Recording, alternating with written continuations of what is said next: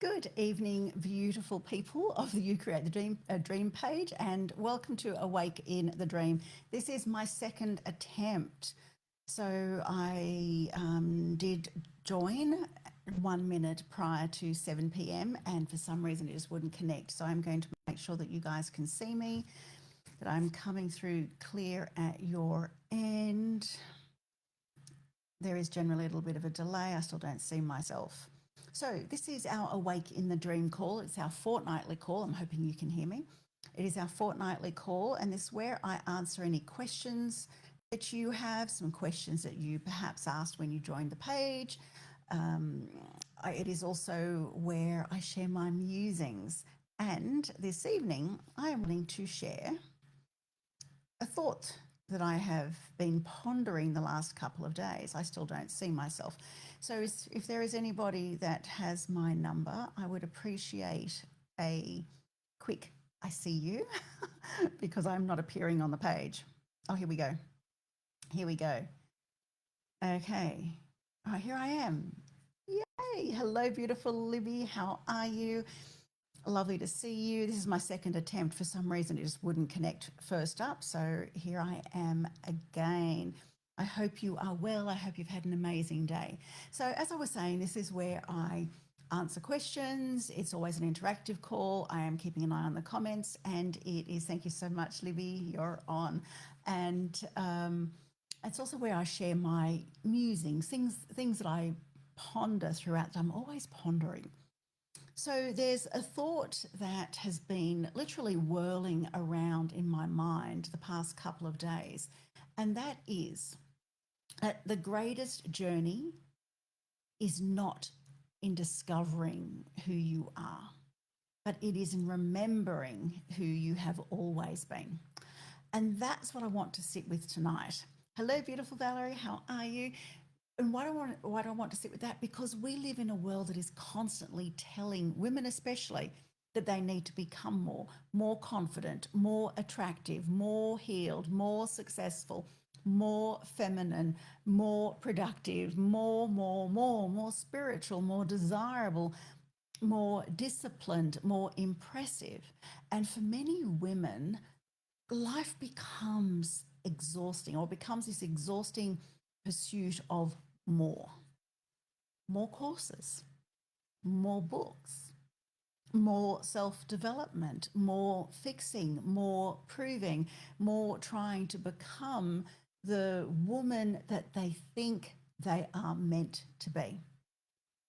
But what if the deepest work is not about becoming somebody new? What if the deepest work is about creating enough, what's the word I'm looking for? Enough capacity to finally recognize who you have always been. And that is the essence of rising, not force, not some grand performance, not pushing yourself into another identity, being somebody else, but remembering who you are. Because the woman that you are searching for isn't missing. She's actually just buried beneath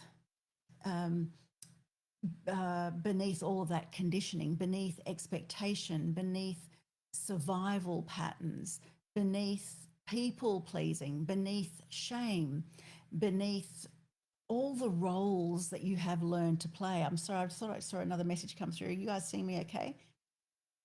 Coming through on my private page. Oh, do you know why? Because I didn't then come on to, okay, I'm thinking, you know what? I'm here now. I am here now. Hello, beautiful Kylie. How are you? And we will share it.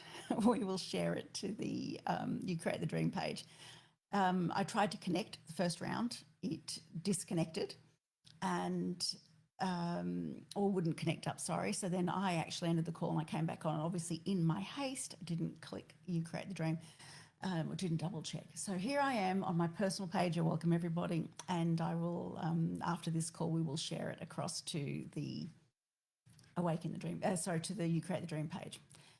So where were we? About you being the woman beneath all the things, right? Beneath the shame, beneath the roles that you have learned to play.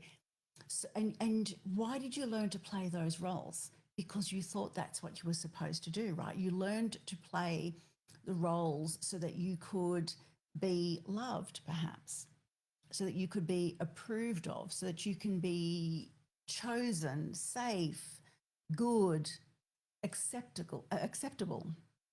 So here's the thing. We need to understand that the real you, she's not gone, she's waiting.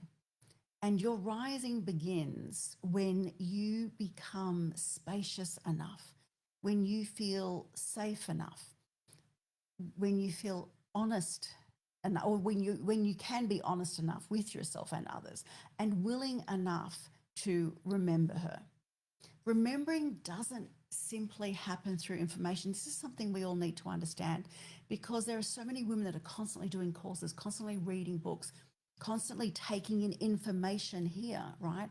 But it doesn't come from the information. It doesn't happen because somebody explains something beautifully. It doesn't happen because you write enough in your journal every day. It also doesn't happen because you attend another workshop and collect another concept or another tool or another way to.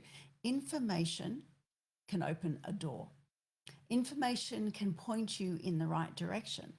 It can give you language to something that your soul has always known or always felt. But information alone doesn't ever create the remembering, because remembering is not an intellectual thing. It's not something that happens up here. Remembering is an embodied thing. It's something that you feel.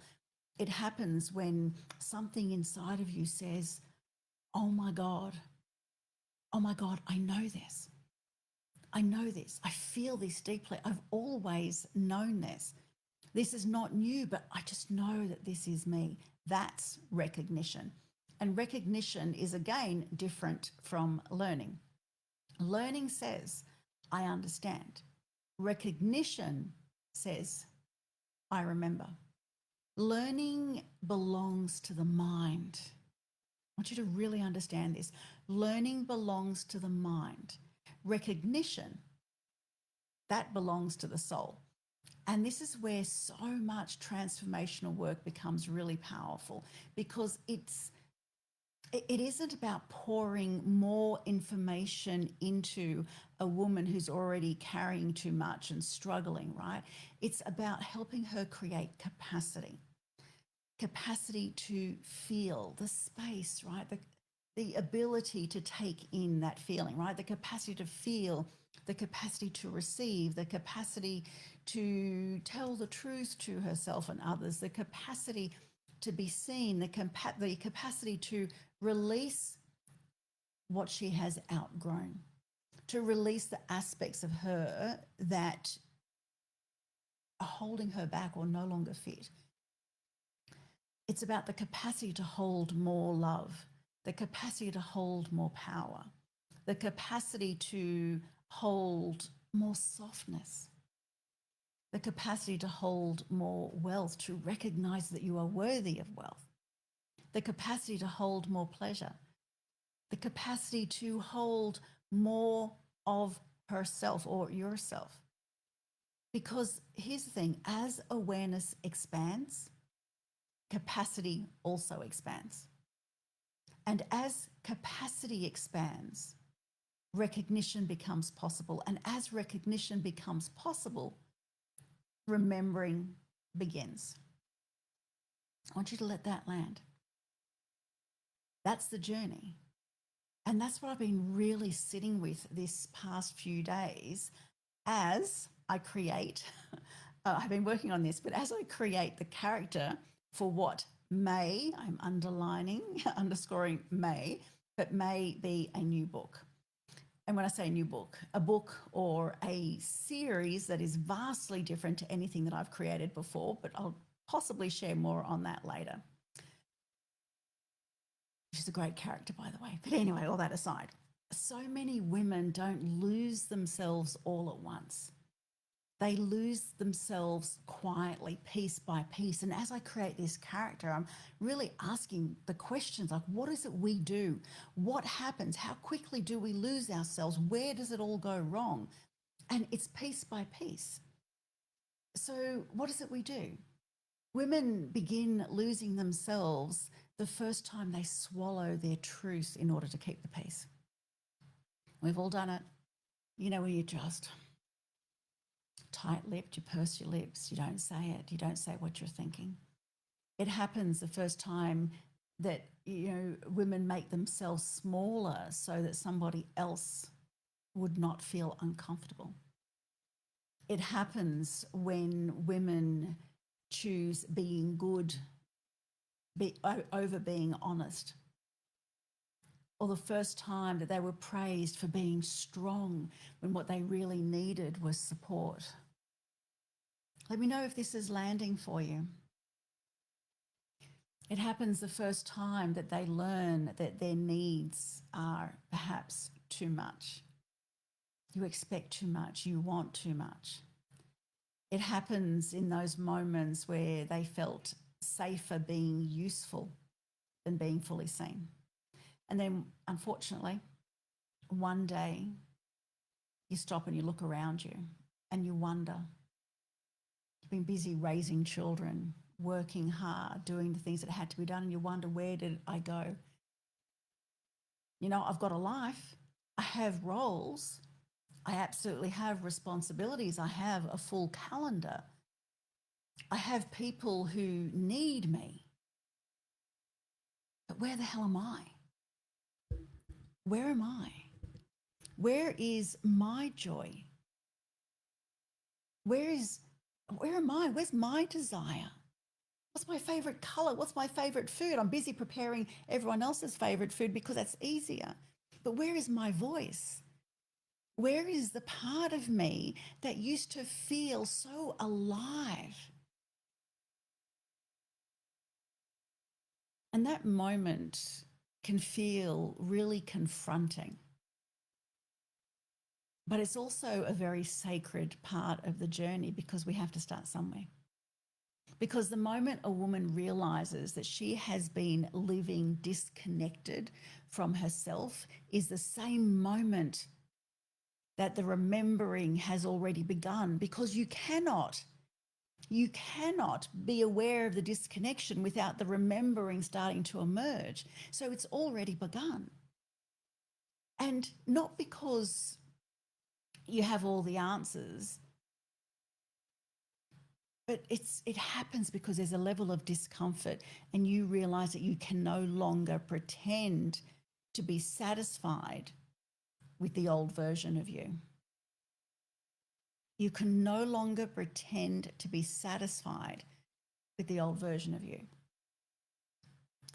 So my free 3-night masterclass, She Rises, begins this coming Sunday. And one of the reasons that women come back to She Rises and the I Am Woman program again and again is not simply because the program evolves and up levels, although it absolutely does, right? The program is always up leveling because it grows with the level of consciousness of everybody, and what comes through is exactly what people need.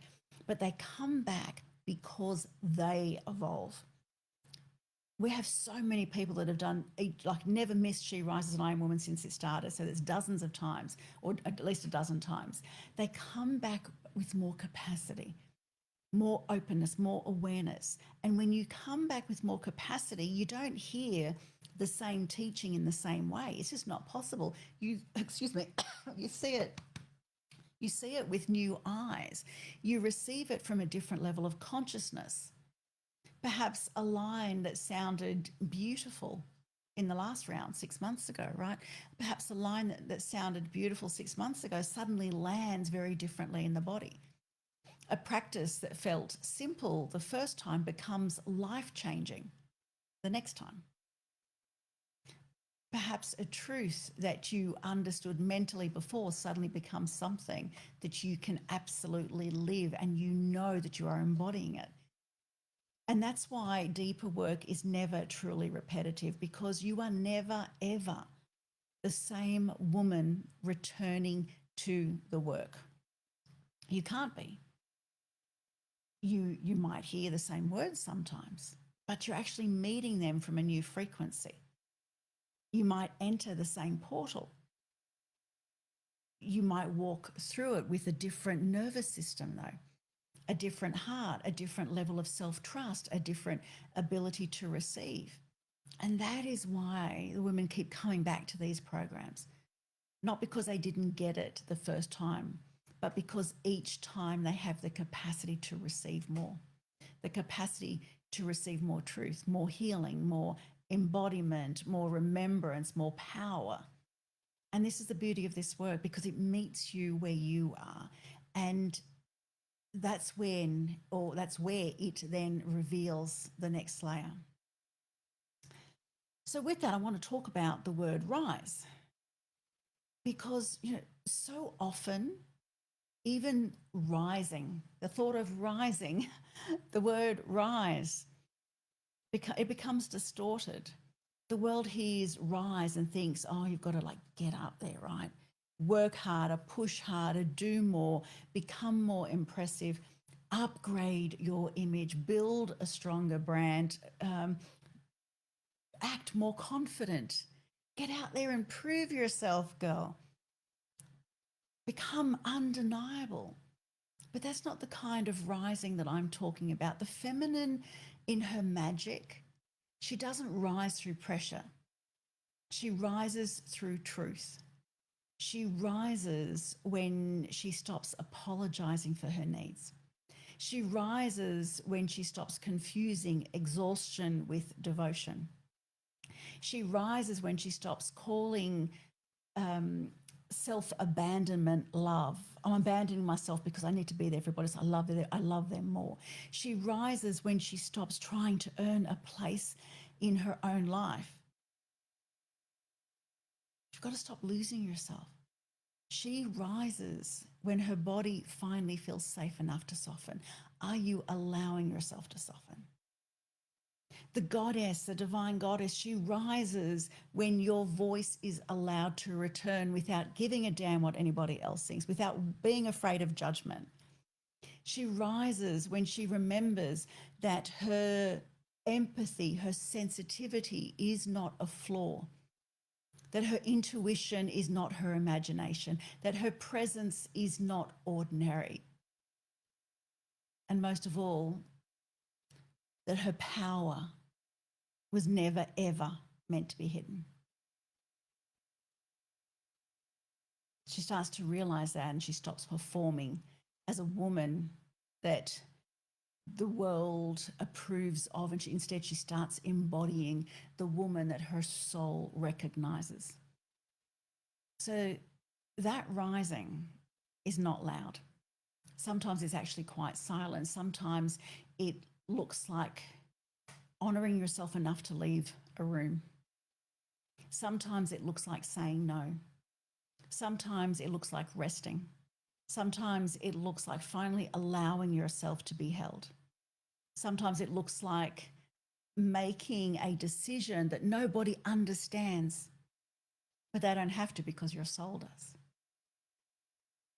Sometimes it looks like tears.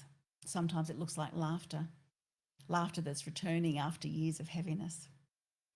Sometimes it actually looks like standing in front of the mirror and actually seeing yourself. I mean, really seeing yourself for the first time in a long time.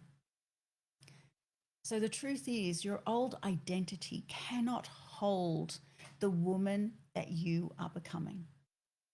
The overgiver can't hold the woman who is learning to receive.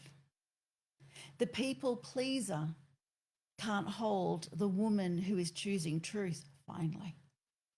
The self-doubter cannot hold the woman who is trusting her own inner knowing. The exhausted caretaker or caregiver cannot hold the woman who is reclaiming her own life force. The woman who keeps the peace at the cost of herself. She cannot hold the woman who knows that peace without truth is actually really not peace. How can it be? So if things feel uncomfortable as you rise, it doesn't mean that you're going backwards. It never means that you're going backwards. It means that the old structure, the old self is cracking because it can no longer contain you. And this is where capacity matters, because if your nervous system has been trained to equate change with danger, then expansion can actually feel like a threat. Being seen can begin to feel unsafe. Receiving can feel unfamiliar. Power can feel like, oh my God, it's too much, too soon, too big. I don't know what to do. Rest can feel wrong because there's always shit that has to get done. Boundaries can feel like it's cruel. I can't honor myself. I need to do that because it's just cruel otherwise. It's selfish of me if I do anything different than what I used to do. Gifting yourself joyous moments can begin to feel suspicious. I mean, can you see what's happening? And this is what happens here is old shame, old patterns of shame begin to come to the surface. It's a shame, don't do that. Don't look after yourself. Don't pay attention to yourself. Don't allow yourself to receive. You're here to be the good girl, to give to everybody, to give to everybody else. But here's the thing, as that feeling arises, your job first and foremost is never, ever to shame yourself. It is never, ever to shame the old patterns or any aspect of ourselves. What we do instead is we see them, we honor them. Because all these things that hold you back now were actually once strategies. They were once the ways that you tried to belong. And it worked. It worked in the beginning. They were the ways in which you tried to survive. It's the way you did what you needed to do to be loved, to stay safe, to avoid rejection, to avoid conflict, to avoid abandonment. So they worked once. But, and here's what I need you all to understand, what once protected you was never meant to be forever, because now it actually might be limiting you. And the invitation is not to hate the old self. The invitation is to outgrow her with love. So what I'd like to do tonight, and I have gone live on the wrong page for those that are watching this, and I've decided I will actually keep it on this page. I will keep it on my personal page, and we will also share it to the correct page, which is the You Create the Dream page. So for those that don't know, I am live every second week on the Joanne Antoon You Create the Dream page. You are welcome to join us, but perhaps I've actually gone live. Everything happens for a reason. Nothing happens by chance, and perhaps because I tried to go live on the correct page, it didn't connect. I've accidentally gone live on my personal page. So perhaps there are people here that need to listen to this message. So I will keep it on this page. But if you would like to join Joanne Antoon, You Create the Dream, then please feel free to do so. So getting back to tonight's topic, what I would love to do is I want to offer you a question. And it's not a question for your mind to analyze at all. It is a question for your body to feel. And that is, what part of me is ready to be remembered now? That's it. Not fixed, remembered. What part of me is ready to come home? Is it your voice? Is it your softness, your sensuality, your joy, your creativity, your power, your courage, your devotion, your ability to receive? Your trust in your own knowing, your own intuition? Is it your relationship with your body, your connection to God, to source, to spirit, the universe, your higher self? What is ready? Because remembering does not usually arrive as some grand announcement, although I know we would all want that. We all want the booming voice of God to be different than the voice in our head. But this guidance arrives as a whisper, as a pull, as a longing, as a quiet ache for more truth, a discomfort with what used to be acceptable, but now you just can't continue to live that way. It comes as a desire to live more fully, a sudden inability to keep pretending as you have done for years just so you could fit in, And if you listen closely, the woman within you, she is always, always speaking. She's always speaking. Not always loudly, but she is always speaking. So perhaps you can journal on that tonight before going to bed or as soon as you wake up in the morning. But just allow what comes through to come through. Perhaps commit yourself to 10, 20 minutes of writing. So on that note, She Rises, which is a free masterclass, begins this Sunday, and it's not about becoming more impressive. It's not about adding another layer of things to do or some sort of grand performance. It's not about fixing yourself, but what it is about creating the capacity to remember the truth of who you are before the world told you who to be. It's about rising through remembrance. It's about healing the parts that you forgot. It's about reclaiming the voice, the body, the softness, the fire, the truth, the feminine power, the inner knowing. It's about becoming safe enough inside of yourself to hold more of yourself, to feel safe enough to allow yourself to come up, to be seen, to expand. So if this call has resonated with you, then that may be your invitation, not because you need to be convinced, but because something in you recognizes that this is possibly a doorway. And maybe you've done She Rises before, and I know those listening have. Maybe you've done I Am Woman before, and those listening I'm sure have. But, you know, maybe you've actually walked through these portals more than once. And you already know that every round is different. For those women that have done the program, they know every round is different. The work expands because they expand and they keep on returning. And we have created the most incredible community within these programs.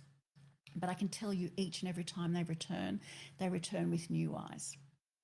They return from a different level of consciousness. They return able to receive what the previous version of themselves could only perhaps understand.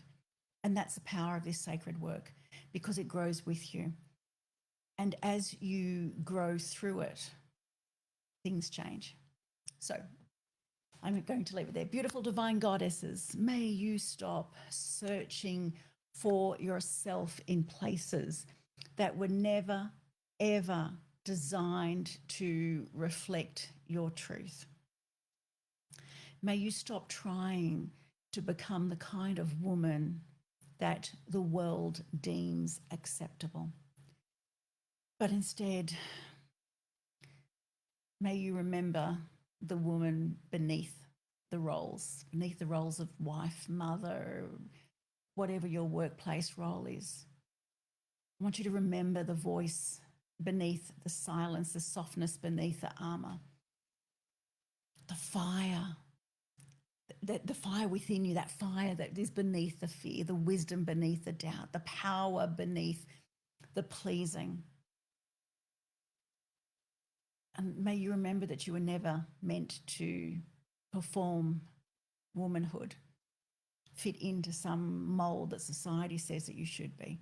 But instead you were here to embody it, because the divine, magical, feminine, the goddess, she is freaking powerful.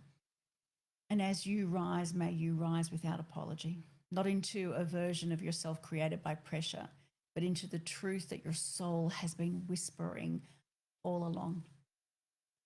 Because this journey's never been about discovering who you are. It's about remembering who you have always been. And I promise you, the moment you remember, absolutely everything begins to change. And as mentioned, what I'm finding fascinating is, as I toy with the idea, I'm not confirmed yet, but as I toy with the idea of this book series and I create the characters and I breathe life into them, I think, who is she? How does she feel? What was her child look like? You know, what are her fears? What are her inner demons? What are all these things that go on for her?